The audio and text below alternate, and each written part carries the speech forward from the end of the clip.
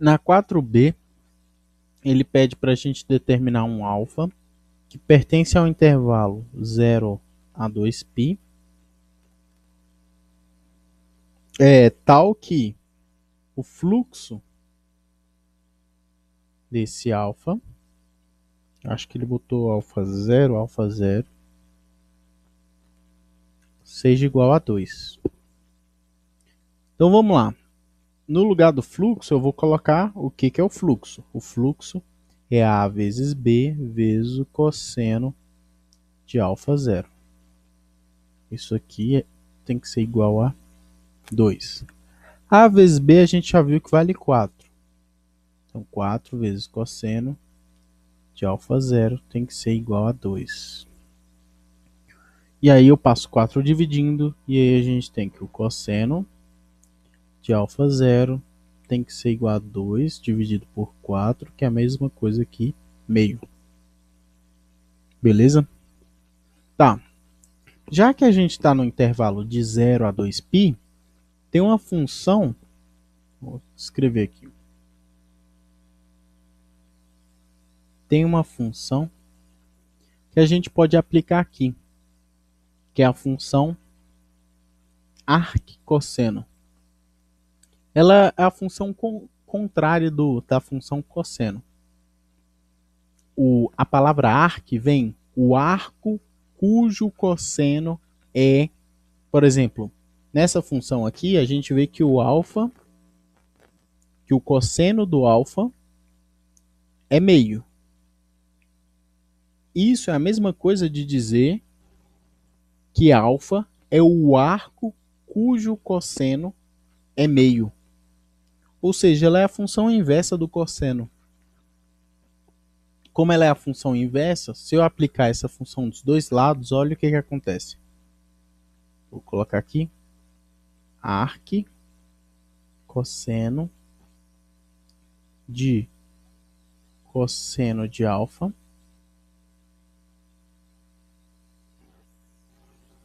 é igual a arc cosseno de meio. E aí a gente descobre, como essas duas funções são inversas, a gente consegue anular elas. A gente tem outros exemplos de funções inversas, por exemplo,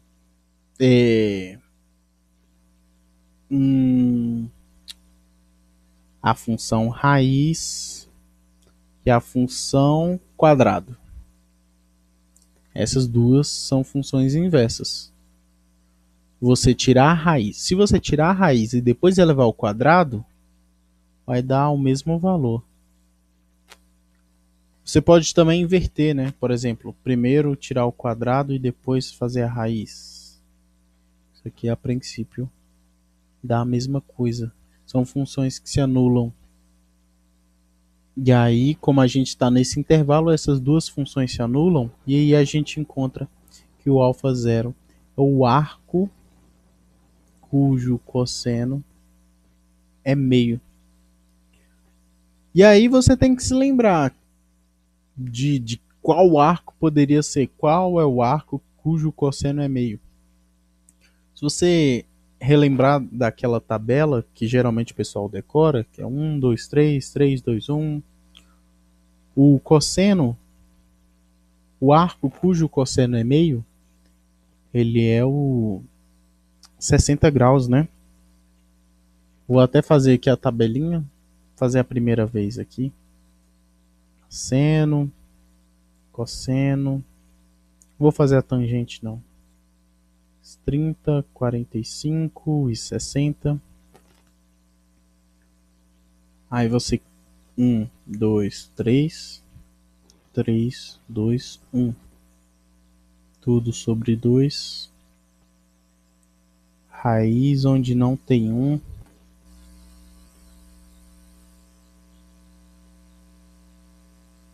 E aí você lembra que o cosseno de meio, o cosseno de 60 é meio.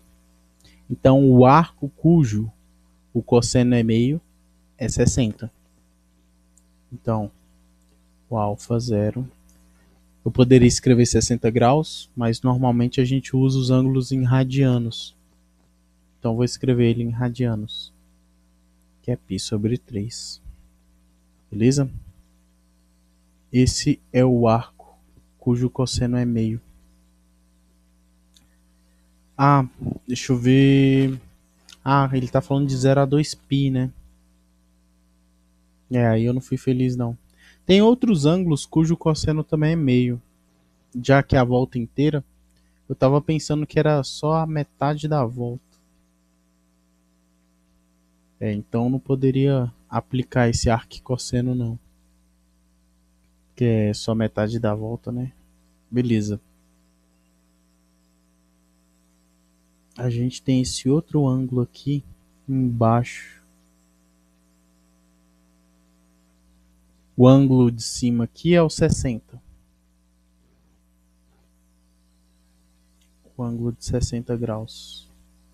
E o de baixo, que tem o mesmo cosseno, ele é o 360 menos 60. Ele é o ângulo 300.